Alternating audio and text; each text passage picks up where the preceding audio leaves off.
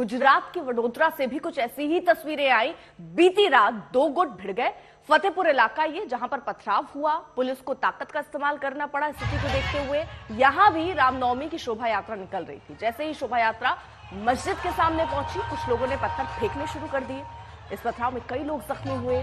सड़क पर उतरकर उपद्रवियों ने ऐसा तांडव मचाया कि पूरे इलाके में तनाव बढ़ गया। पुलिस ने देर रात अभियान चलाया। उपद्रवियों की खोज शुरू हुई। कई घरों में छापेमारी हुई। वहां से पत्थरबाजों को पकड़ा गया। करीब 20 आरोपियों को अभी तक हिरासत में लिया गया है। उनसे पूछताछ भी हो रही है। और गृह मंत्री हर्ष सांघवी ने कहा कि एक पत्थरबाज जो होगा इसमें शामिल, उसकी पहचान की जाएगी, उस पर कार्रवाई होगी कि दोबारा कभी वो पत्थर फेंकने की हिम्मत ना कर पाए।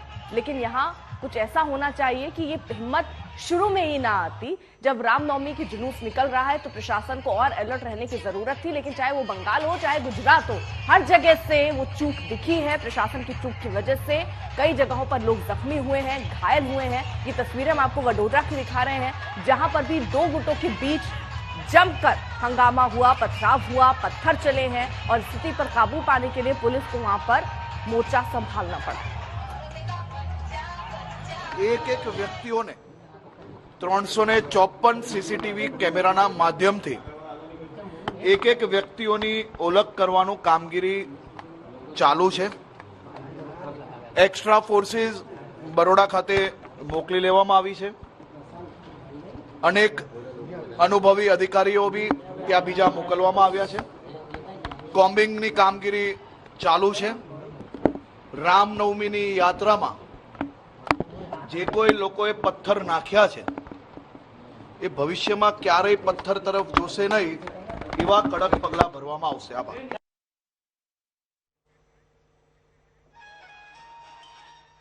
गोपी घांगर हमारे साथ, हमारे सहयोगी इस वक्त जुड़ चुकी है और जानकारी के साथ। गोपी, अब कार्रवाई की बात हो रही है, लेकिन सवाल तो यही है कि जुलूस निकलना था, प्रशासन को पहले ही मुस्तैद रहना चाहिए था। बावजूद उसके आप मुस्तैद नहीं थे और आप कह रहे हैं कार्रवाई होगी, तो एक चूक तो प्रशासन की मानी जाएगी।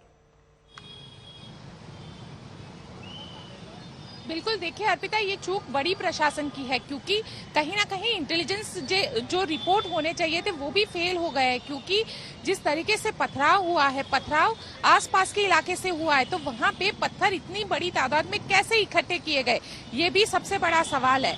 अब ये कहा जा रहा है कि 354 सीसीटीवी कैमरे के जरिए जो लोग इसमें इन्वॉल्व थे उन सभी पे कार्यवाही की जाएगी। अब तक 22 लोगों को पुलिस ने हिरासत में लिया है। देर रात तक कॉम्बिंग चली है। यहाँ तक कि जो पूरा इलाका है, लगातार पुलिस जो है वो गश्त लगा रही है, क्योंकि काफी संवेदनशील इलाका है। और ये पहली बार नहीं हुआ है। यहाँ गणपति में भी यही होता है, रामनवमी के मौके पर भी यही इस तरीके के पथराव होते हैं। तो क्या पुलिस को ये पता नहीं था कि इस तरीके की वारदात हो सकती है? और सबसे महत्वपूर्ण बात अर्पिता, की दोपहर में 1 बजे के आसपास भी यहाँ पे पथराव हुआ था और उसी जगह शाम को 6 बजे भी पथराव हुआ।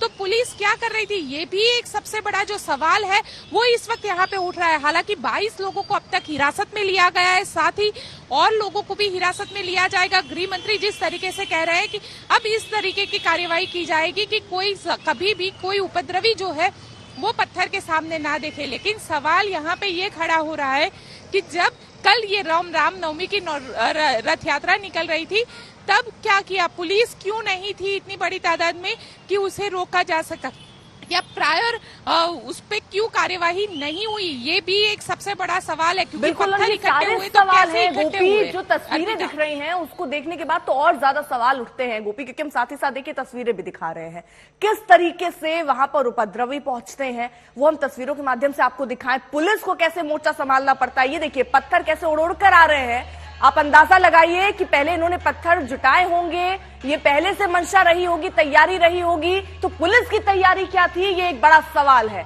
अब जब हंगामा हुआ, पत्थर चलने लगे, लोग जख्मी हुए, तो यहां पर फोर्स पहुंची है और वहां स्थिति कंट्रोल करने की कोशिश हुई। लेकिन सड़क पर आप इधर उधर पत्थरों के देख सकते हैं कि पत्थर कैसे गिरे हुए हैं, लोगों के चप्पल आपको दिख रहे होंगे, यानी भगदड़ का एक माहौल रहा होगा। आपको कुछ शख्स दिख रहे हैं जो चेहरे पर रुमाल बांधे भी नजर आ रहे हैं। और ये देखिए, ये वही लोग हैं, जमकर देखिए कैसे पत्थर चला रहे हैं।